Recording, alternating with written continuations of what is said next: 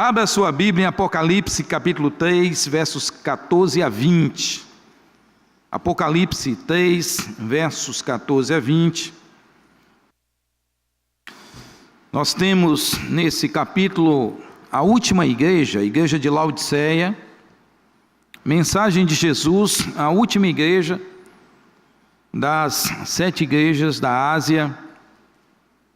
E aí ontem eu preguei sobre a igreja de Éfeso, que é a primeira da lista, e nós agora vamos pensar um pouquinho sobre a última da lista.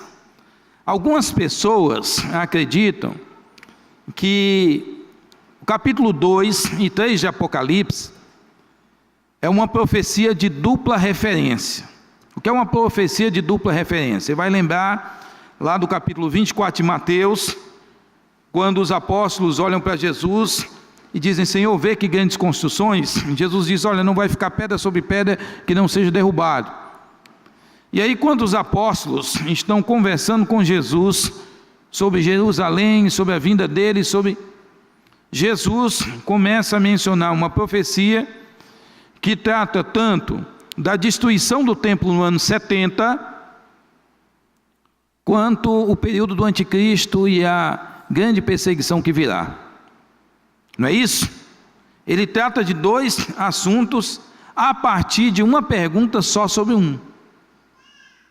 Isso é uma profecia de dupla referência dentro do estudo escatológico. Ela tem um cumprimento pequeno durante um período cronológico, imediato, talvez, mas também um mais longo. Um que vai ter uma longa duração. O que Jesus mencionou no capítulo 24 e 25 de Mateus, ainda não ocorreu aqui quase 2000 anos depois daquele sermão. Mas parte ocorreu numa pequena escala. Isso é uma profecia de dupla referência. Então alguns acreditam que o capítulo 2 e o capítulo 3 de Apocalipse é exatamente isso. Então as 7 igrejas seriam representantes seriam igrejas locais que de fato existiam naquela época e para as quais Deus enviou uma mensagem. Mas também aquelas igrejas seriam igrejas representativas do longo período da igreja de Cristo na terra. Alguns acreditam que isso é a segunda parte dessa profecia essa profecia dupla. Essa profecia dupla. Ontem eu preguei sobre a primeira. Nós vimos que a primeira é uma igreja de uma única advertência, mas uma advertência profunda, porque falta nela o primeiro amor. E aí nós vimos ontem tudo que significa isso. Hoje eu quero falar um pouquinho sobre Laodiceia, a diferença entre justiça divina e a humana. Apocalipse capítulo 3, versos 14 a 20. Vamos acompanhar a advertência de Deus a essa igreja, que é a última da lista, e com certeza aquela que menciona também características dos nossos dias. Ao anjo da igreja em Laodiceia escreve: estas coisas diz o Amém, a testemunha fiel e verdadeira, o princípio da criação de Deus. Conheço as tuas obras, que nem és frio nem quente. Quem dera fosse frio ou quente. Assim, porque és morno e nem és quente nem frio, estou a ponto de vomitar-te da minha boca. Pois dizes: estou rico e abastado, e não preciso de coisa alguma. E nem sabes que tu és infeliz, sim, miserável, pobre, cego e nu.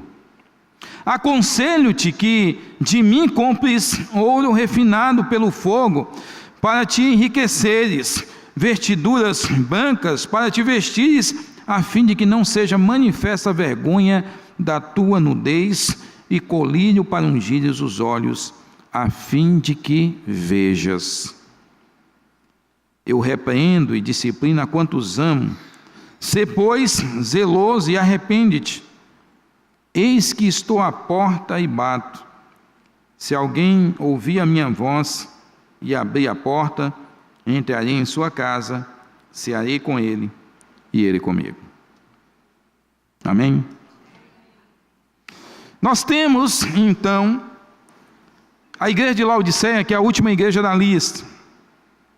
A cidade, na época, é uma cidade riquíssima. Aqueles cristãos possuem alguns privilégios financeiros elevados. É uma cidade que, mesmo hoje, se você for naquela cidade e ver as ruínas, você ainda vai perceber o luxo da mesma. Aqueles cristãos, então, eles estavam em Laodiceia, cercados de privilégios, de facilidades que não eram as facilidades de muitos outros. Todas as vezes que você estudar sobre a perseguição aos cristãos, lembre-se que nunca essa perseguição foi uniforme em todo o império. Lembre-se disso. Que às vezes as pessoas pensam que a perseguição aos cristãos, ela era uma perseguição igual em todo o império, durante todos os anos que houve cristianismo. Não, não era. As perseguições eram pontuais, dependiam do imperador e dependiam das relações com o governo local. Isso poderia produzir perseguição num lugar e continuar paz em outro. Esses cristãos são pessoas ricas. Eles possuem privilégios que muitos não possuíam naquela época. E aí nós percebemos, às vezes, que quando nós estamos muito bem, quando as coisas estão muito facilitadas para nós, o algo que nós deixamos de lado chama-se Deus. Você já prestou atenção que você sempre olha mais na tribulação do que na paz? Não é isso? Você já percebeu que você lê a Bíblia mais quando você está abatido de alma do que quando você está bem, quando a tua alma está pacificada e tranquila? Nós buscamos mais a Deus em momentos de dificuldade. Por isso o C.S. Lewis, o grande escritor inglês, ele chamava a dor de megafone de Deus. Melhor definição de dor que eu já vi foi dada por C.S. Lewis. A dor é o megafone de Deus, porque às vezes nós não escutamos a voz dele, e aí Deus liga o megafone dele para que eu e você o ouçamos melhor. E aí, a partir desse momento, refletimos mais sobre o que ele quer nos falar, nos ensinar e o que nós precisamos mudar. Às vezes, ter demais corrompe a alma, nos tornarmos de menos. Por isso que Deus olha a riqueza não de forma negativa, desde que a sua riqueza seja sua serva. Enquanto seus bens estão sob o seu comando, tudo bem. O problema será quando você estiver sob o comando dos seus bens. Aí, o Senhor da tua alma já não é mais um Deus da Bíblia. São as coisas, é o ter e não mais o ser. A igreja de Laodiceia passa essa crise que parece nos ser uma crise muito semelhante às igrejas de hoje. Laodiceia significa juiz ou povo que julga. Não é um juiz que vem de Deus. Que nome apropriado para a igreja dos últimos tempos, onde as pessoas estão mais preocupadas com aquilo que funciona na igreja do que com a verdade do Evangelho. Quando as pessoas estão mais preocupadas com o pragmatismo do que com aquilo que é bíblico e doutrinário. Quais as características letais para a espiritualidade de uma igreja cuja justiça vem de si mesma? Os padrões de justiça da igreja de Laodiceia são os padrões não mais de Deus, mas os padrões de si mesmo. Quais os perigos disso para a nossa vida e nossa espiritualidade como comunidade dos santos?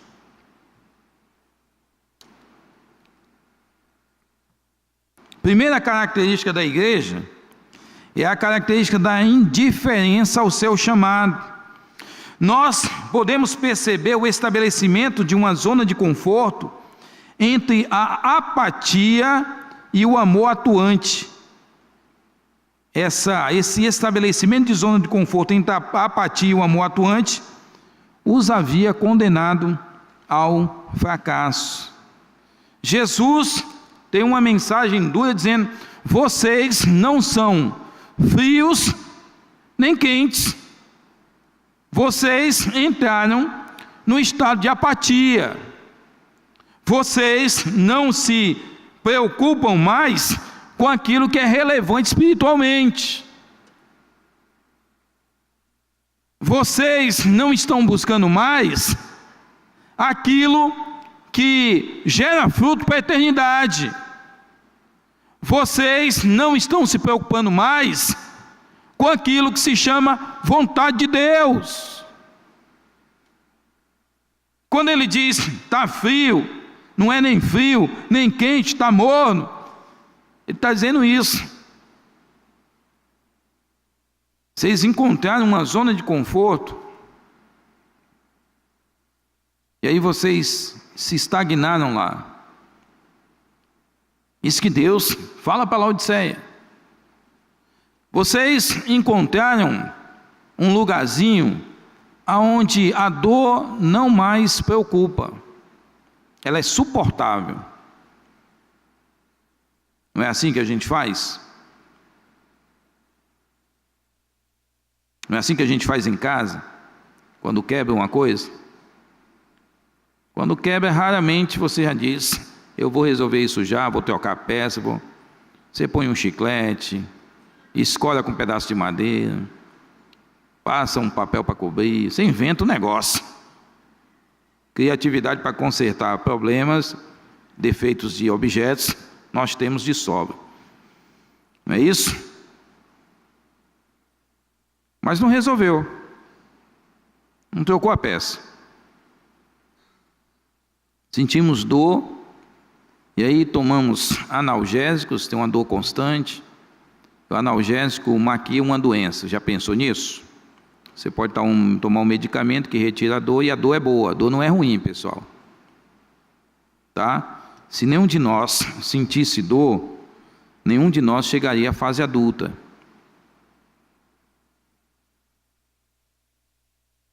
E se você não sente dor, teu organismo não assinala aquilo que está ruim. E aí, às vezes, tomamos analgésicos para tirar a dor, mas a dor está dizendo que tem algum problema orgânico, que talvez seja alguma coisa muito além do que você pensa que é uma simples dor de cabeça, e que talvez, se você percebendo as mudanças no teu corpo e a constância daquela dor, você decidisse resolver e não encobrir, você teria uma vida melhor. E esse problema não se tornaria crônico. Não é isso? Não é assim que às vezes funciona, amados? A igreja de Laodiceia tinha agora se tornado uma igreja morna. Ela não estava preocupada com a sua chamada, com as coisas de fato que fazem diferença no Evangelho. Nós temos uma tendência muito grande a isso. Dá uma olhada, irmãos, às vezes, nos conflitos que ocorrem dentro da igreja. Crente briga por tanta bobagem. Coisas, às vezes, tão pequenas nos dividem. Às vezes, conflitos que poderiam ser resolvidos se um dentro do grupo tivesse sabedoria e falasse: não, peraí, dá uma olhada nos princípios bíblicos, vamos vir para a sensatez. Estava tudo resolvido. Não é isso? Mas quando nós encontramos um lugar onde não somos nem quentes nem frios, não nos definimos, nós sempre tentaremos, a nível de igreja, encontrar as respostas que satisfazem o nosso eu. Só isso, que é isso que importa. É o meu conforto pessoal. Isso era o problema de Laodiceia.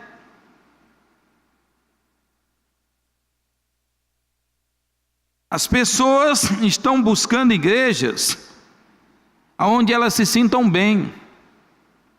Isso é tão relativo, pessoal. Não é que a igreja você tem que se sentir mal, não. Chegou ali, o diácono já tapa na orelha. Você é crente, você fica. Você não é, você vai embora.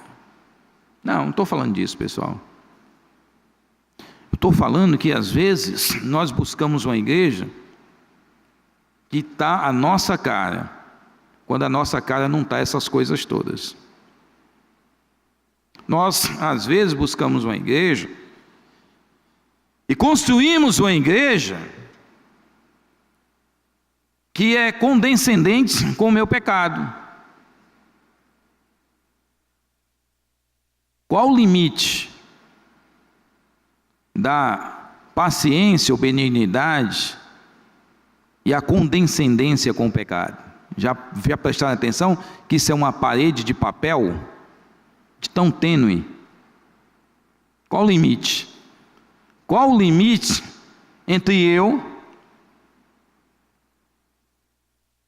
ser complacente com alguém, não é isso? E agir de misericórdia, complacente com o pecado ou agir de misericórdia? Porque às vezes aquilo que não é corrigido se torna complacência com o pecado. Não, eu vou orar a Deus e Deus vai resolver. Mas eu tenho que orar a Deus e tenho que agir. Só que é muito mais fácil, às vezes, eu me retirar no meu quarto e orar, e entregar toda a responsabilidade para Deus, e espiritualizar dizendo: eu estou aguardando no Senhor, Ele vai agir. É muito mais fácil, quando você deveria muitas vezes corrigir, apontar o erro, demonstrar um caminho sobremodo excelente. Então, às vezes, irmãos, o que nós chamamos de paciência é tolerância com o pecado. E tolerância com o pecado sempre gerou morte, sempre vai gerar. Mas, se nós formos sábios, se a nossa mente e o nosso coração estiver cheio, encharcado da vontade divina, nós vamos perceber o limite ideal. Lembra da história do profeta Samuel? Gostava muito de Saul, até que Deus chama a atenção dele.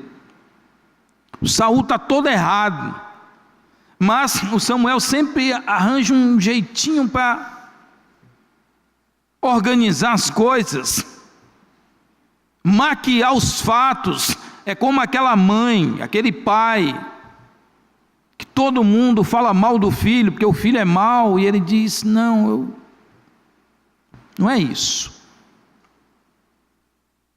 Entende? Nós somos mestres em fazermos essas coisas se tornarem a nossa vontade, e reduzir Deus ao meu querer. Foi isso um dos males de Laodiceia. Ela é juíza de si mesma. As regras da palavra não funcionam mais para ela. O clamor divino não é mais clamor divino, é opinião apostólica. Entende? E aí aquela igreja estava simplesmente indiferente para com a chamada dela. Não conseguia mais compreender.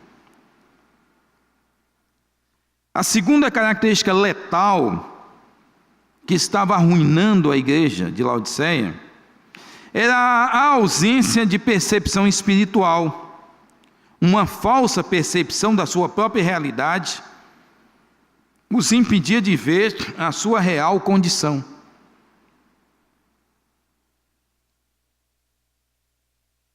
Eles estão se achando a última bolacha do biscoito recheado no pacote. Eles acham que são uma igreja boa, porque afinal de contas, somos prósperos. Dá uma olhada, veja ao nosso redor, somos prósperos. Deus nos está abençoando. Estamos no caminho certo. E Jesus diz: você é infeliz, miserável, pobre, cego e nu. Só isso.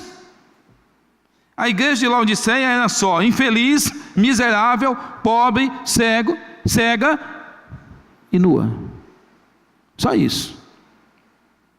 Mas eles ainda têm um conceito muito errado de si mesmo. Lhes falta, eles têm ausência de percepção espiritual. Eles não conseguem discernir espiritualmente quem eles são. Olha que coisa curiosa. Os gregos, no período pré-socrático, antes do período clássico chamado, com Sócrates, Platão e Aristóteles, os gregos tinham uma frase que eles sempre usavam nas academias, no templo de Delfos: conheça-te a ti mesmo. Isso é uma frase muito sábia. Conheça-te a ti mesmo. Por quê? Porque quando eu conheço a mim mesmo, quando eu estou aberto a perceber diante de Deus as minhas debilidades, as minhas qualidades, as minhas virtudes, as minhas fraquezas, eu vou conseguir diante de Deus me relacionar melhor e buscar mais a Deus naquelas áreas que eu preciso resolver, preencher e organizar diante do Senhor. Mas você olha para si mesmo e vê outra imagem, que é a imagem de percepção espiritual que você tem na sua mente, mas não é a realidade.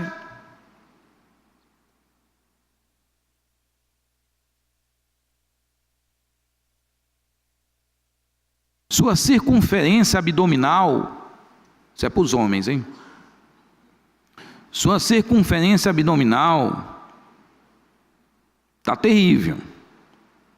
Mas você se olha no espelho de lado e diz: eu estou com a barriguinha igual o Schwarzenegger na década de 80, quando foi Mr. Universo.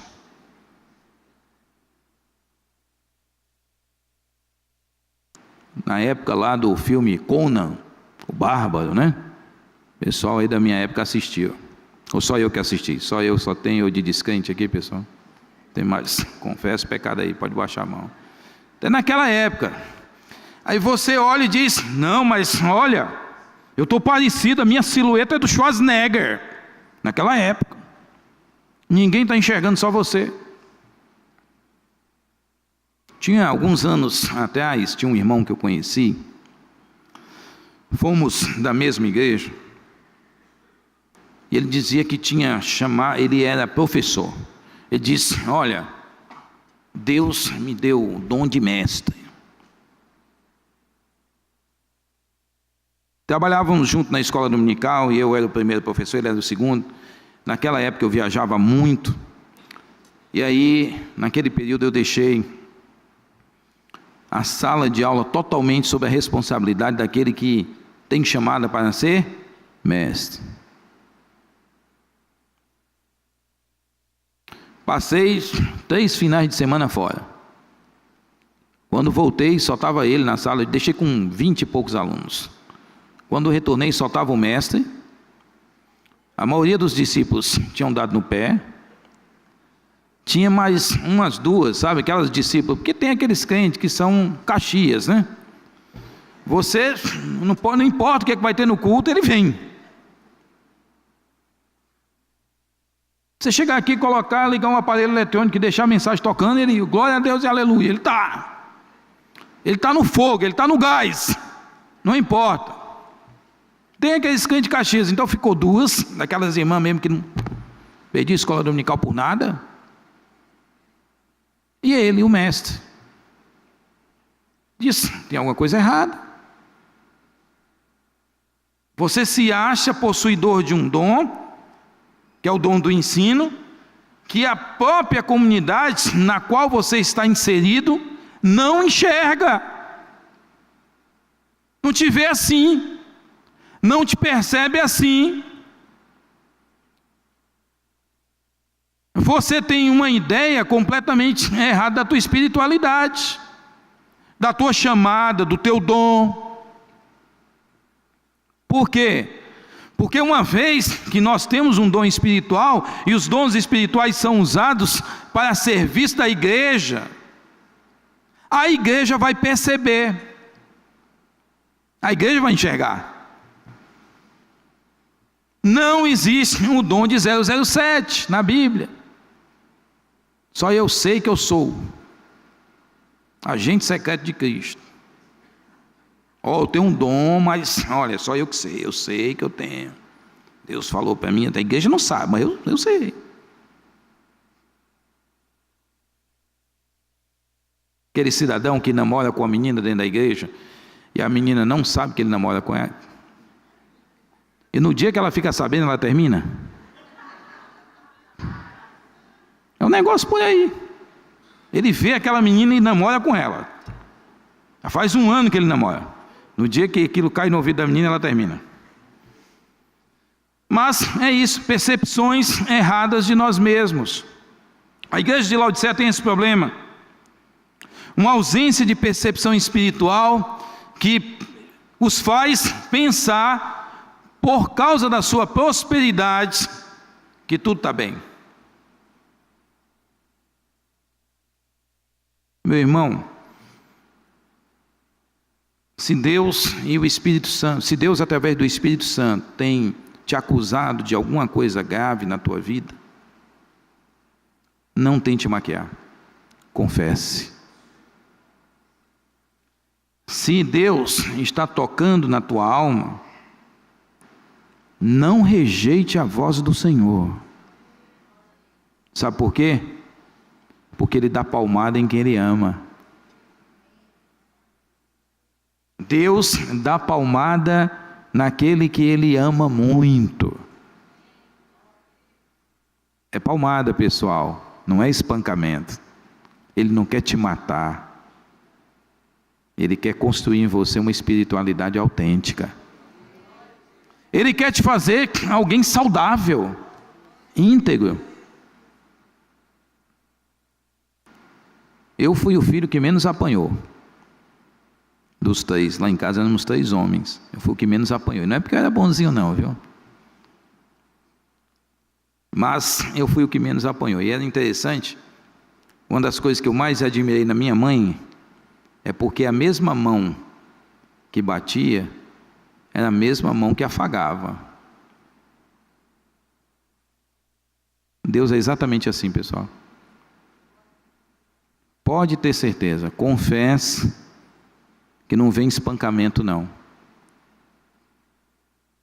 Eu aprontava alguma coisa, minha mãe ia bater, se eu corresse, ela já dizia, vai dobrar. Se eu corresse mais 20 metros, vai triplicar. E aí a gente já sabia disso. Então quando ia correr, já lembrava, se eu der uns 10 passos, é maior. Então é melhor ficar aqui e apanhar menos, porque apanhar eu vou apanhar. Aprontei uma vez uma coisa na escola, amizade com um rapaz, um garoto, né, da minha idade, que ela vivia dizendo: eu não quero você andando com esse garoto.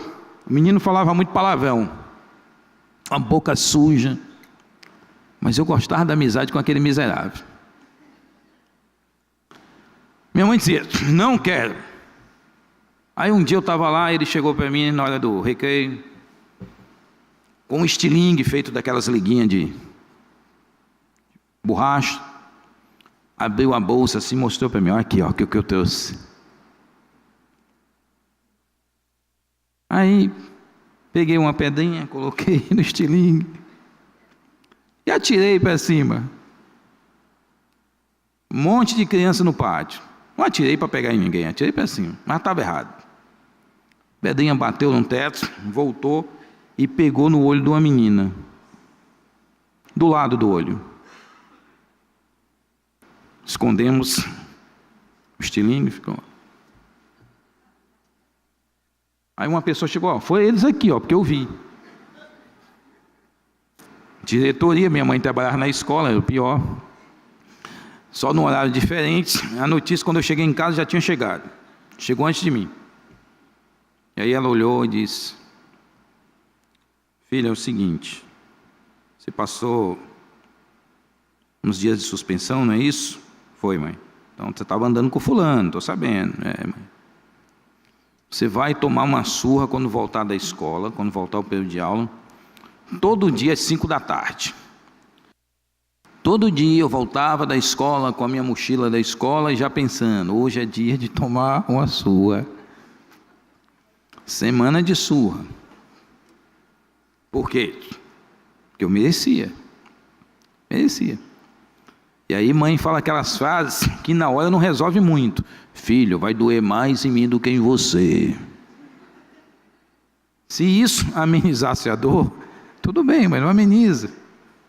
Ameniza a consciência do pai e da mãe, não a dor. Aquela igreja tem uma dificuldade de enxergar o seu papel. Qual é a tua chamada para a igreja de Cristo? Uma coisa eu tenho certeza: Deus não te chamou para ser indiferente com o reino.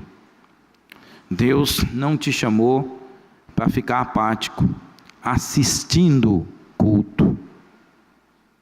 Deus não te chamou para não se preocupar mais com as questões relevantes da tua espiritualidade e da espiritualidade da tua casa. Isso eu tenho certeza.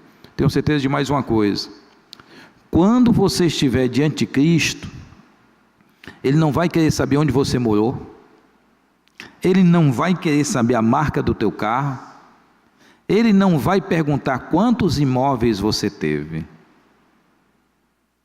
Ele vai querer saber só uma coisa: quanto você viveu do que Ele ensinou. A igreja de Laodiceia é uma igreja cuja percepção espiritual está tão além, aliás, aquém do que deveria, que ela se vê de forma errônea. A terceira e última característica letal daquela igreja é que ela é senhora de si mesma. Sua autodependência gerou um tipo de culto autônomo e dependente apenas de si mesmo.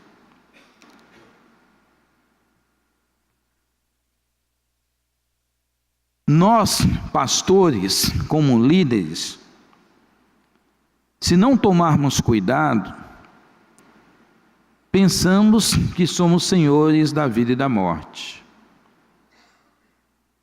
Por isso que nós temos que tomar muito cuidado nas nossas decisões. Não temos que ter receio de pedir perdão às pessoas, nem temos de demonstrar para a nossa congregação que somos super-homens. Uma vez o tesoureiro lá da igreja, tem muito próximo de mim, me conhece muito bem, estava comprando água na igreja, água mineral. Ele ligou para mim: pastor, estou aqui vendo as marcas de água aqui e tal, mas olha, tem umas aqui que tem uns super-heróis.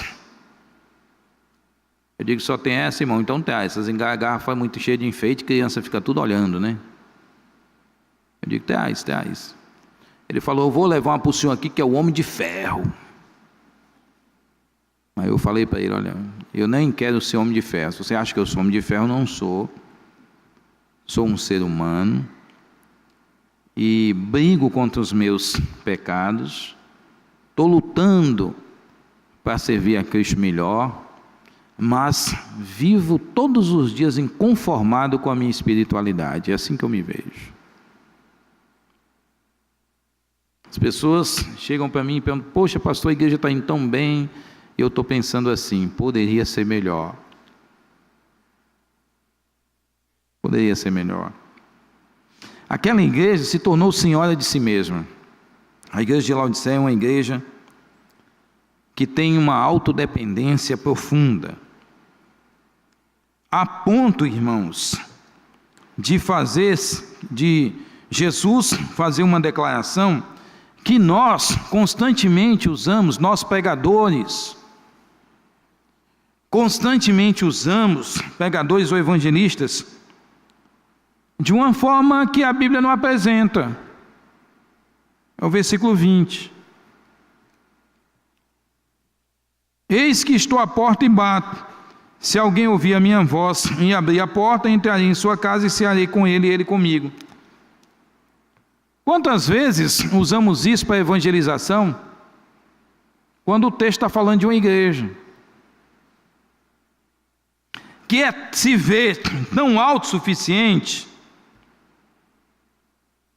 uma igreja que se vê tão senhora de si mesma, que Jesus, sendo dono da igreja, está lá na porta batendo, pedindo para entrar,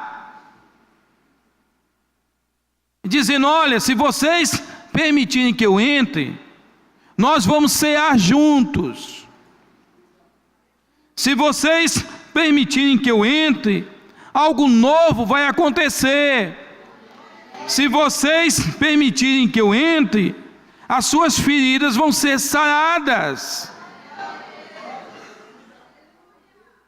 Mas Laodiceia está fechada, hermeticamente fechada ao Espírito de Cristo.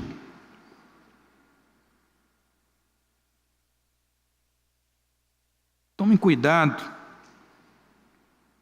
para que essa autodependência não gere em você esse tipo de culto autônomo, ou na igreja o tipo de culto autônomo, dependente apenas de você. Olha, se eu sair da igreja, ninguém vai suprir a minha função. Irmãos, eu tenho ao longo da vida tido tantas experiências nisso. Se Deus está tocando em você para realizar um ministério na sua igreja, quer esse ministério já exista, ou quer seja algo que você está idealizando na sua mente, e você tem certeza que vem de Deus, cumpra a sua chamada. Eu já vi Deus remover pessoas, sem briga, sem discórdia, sem confusão, deixar de usar alguém, porque simplesmente essa pessoa deixou de ouvir a voz do Senhor. Deus me chamou para fazer tal coisa, mas eu encontrei um espaçozinho na minha alma que diz: está tudo bem, isso depende de mim. Deus remove e levanta outro, porque o reino de Deus não para. A igreja sempre terá, ao longo dos milênios, ela tem tido uma marcha triunfante, apesar dos conflitos, das heresias, das adversidades, dos medos, das perseguições e das mortes. Ainda é a igreja que nasceu debaixo da égide do Espírito. A igreja do Senhor não vai parar. Dá uma estudada sobre a história da igreja. Quanto mais perseguida, mais cresce. Quanto mais odiada, mais se apega firmemente ao Evangelho de Cristo. Tudo que vem de mal para a igreja tem um efeito inverso no mundo, porque nós passamos a pregar mais, a amar mais e sermos instrumentos melhores na mão de Deus. Laodiceia tem uma indiferença ao seu chamado, tem uma ausência de percepção espiritual e é uma igreja senhora de si. Jesus diz para eles: estou à porta batendo, e se você apenas abrir, se você deixar apenas que eu entre, eu vou fazer coisas novas. Que possamos nessa noite, amados, não nos ver como a igreja de Laodiceia, mas aprender com as lições de Laodiceia. Olhar para aquela igreja e dizer para si mesmo: eu preciso sim ser transformado por Deus para que eu seja uma ferramenta adequada para o reino dele. Deus não nos chamou para sentarmos confortavelmente nesse ambiente e assistirmos cultos. Ele nos chamou para sermos testemunhas do que Ele faz nesse mundo, a começar de você. Amém?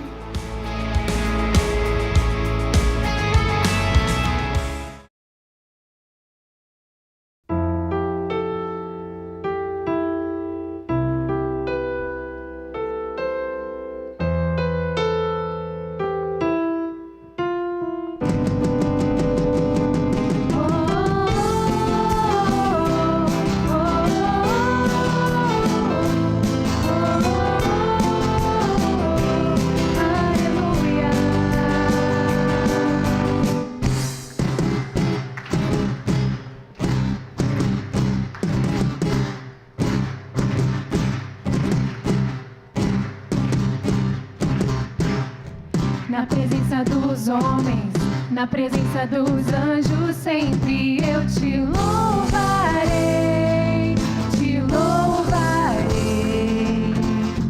Mesmo estando em guerra, vou celebrando minha vitória. Eu te louvarei, te louvarei. Sobre toda a terra, novo som se ouvirá. Pra continuar, Deus de maravilhas, que maravilha, te louvar, te louvar, te louvar. Eu entro na tua presença pra receber o teu poder, e quanto mais o tempo passa, mais quero Deus. O fogo cai, a igreja canta, o inimigo vai ao chão, com fogo e glória nas cabeças, mil graus de unção, mil graus de unção. O som da festa vai subir, a sua glória descerá, e se ouvirá um novo som de aleluia. O som da festa vai subir, a sua glória descerá, se ouvirá um novo som de aleluia, aleluia.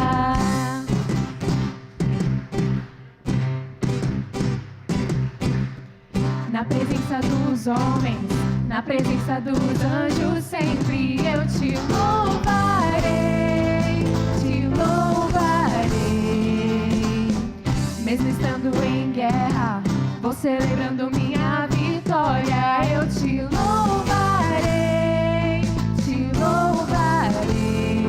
Sobre toda a terra, novo som se ouvirá. Alegria, força pra continuar. Deus de maravilhas, que maravilha, te louvar,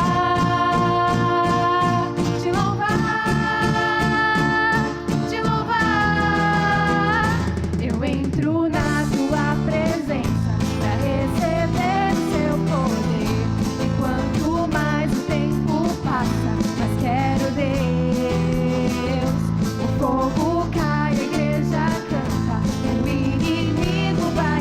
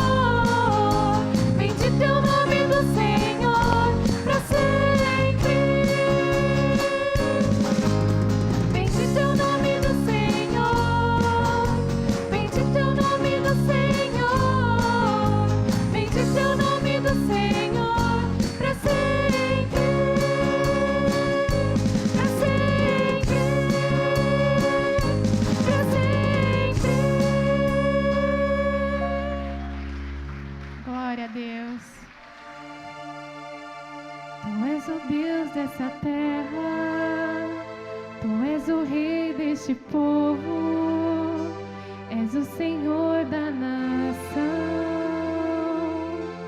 Tu és a luz deste mundo, esperança para os perdidos. Tu és a paz para os cansados. Tu és. Ninguém é como o nosso Deus. Ninguém é como tu.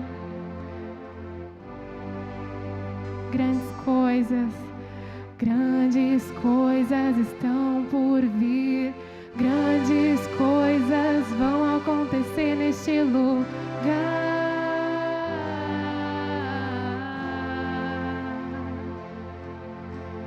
Grandes coisas estão por vir. Grandes coisas vão acontecer neste lugar.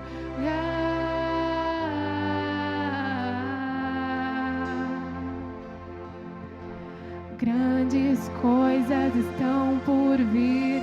Grandes coisas vão acontecer aqui. Tu és o Deus dessa terra. Tu és o Rei deste povo. És o Senhor da nação. Tu és a luz deste mundo, esperança para os perdidos. Tu és a paz para os cansados. Tu és. Ninguém é como o nosso Deus. Ninguém é como o nosso Deus.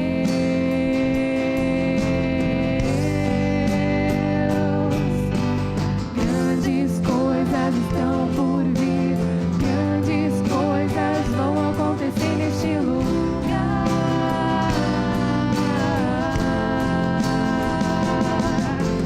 Grandes coisas estão por vir, grandes coisas vão acontecer neste lugar.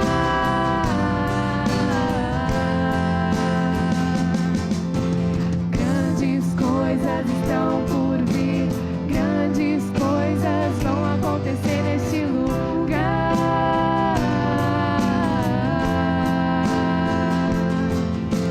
Grandes coisas estão por vir. Grandes coisas vão acontecer aqui.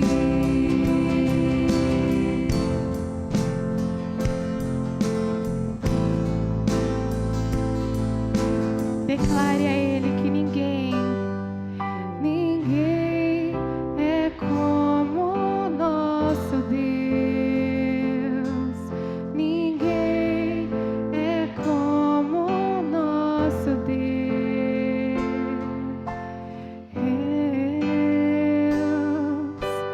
Grandes coisas estão por vir.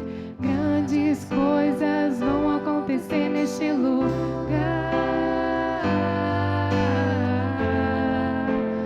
Grandes coisas o Senhor vai fazer. Grandes coisas vão acontecer neste lugar.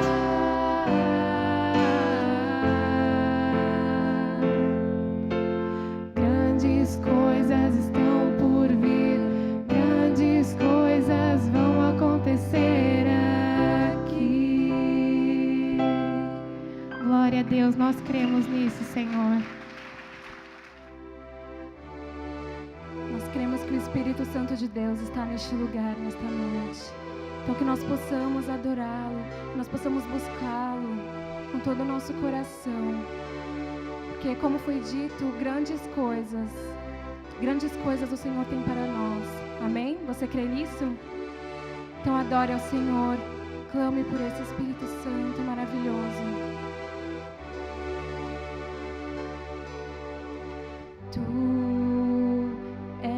Bem-vindo aqui em nosso coração. toma a direção. Deus, fogo consumidor, sem impedimentos vem, face a face, Senhor. Sopra em nós, Espírito, te queremos, Deus. Sopra em nós, Espírito, te queremos, Deus.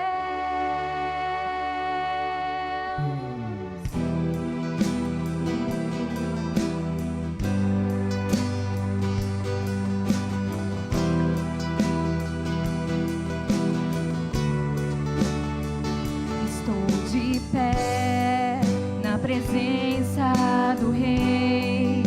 Tua glória está aqui, teu amor liberta-me. Estás aqui no trono de louvor, tua presença me curou, fascinado estou. Sopra em nós, Espírito, te queremos, Deus. Sopra em nós, Espírito, te queremos,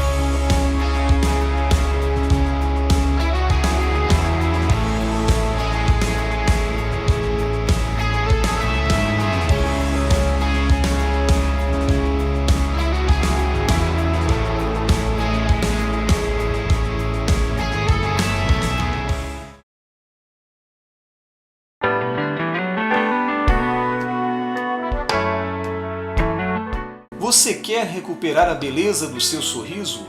Estão faltando dentes em sua boca? Sua prótese não está mais funcionando? Você não consegue mastigar direito? Precisa remover dentes impactados? Seus dentes estão amarelos? Então venha conhecer a Rinaldi Odonto. Tem estacionamento próprio? Você poderá contar com uma agradável cordialidade na recepção, excelente pré-atendimento, avaliação e procedimentos personalizados com os doutores Natan e Natanael Rinaldi. Processos de implantes, extrações e cirurgias são feitas com aparelhos de última geração. Nossa satisfação aqui na Rinaldi Odonto é ver você feliz, com seu sorriso sempre bonito e saudável. Venha conhecer as nossas clínicas. Acesse www.rinaldiodonto.com.br.